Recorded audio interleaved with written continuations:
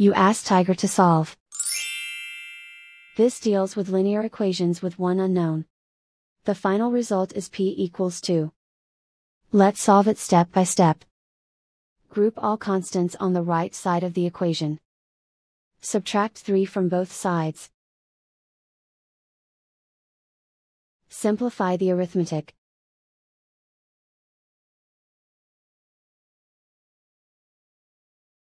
Isolate the p. Divide both sides by 2. Simplify the fraction. Find the greatest common factor of the numerator and denominator. Factor out and cancel the greatest common factor. And so the final result is p equals 2.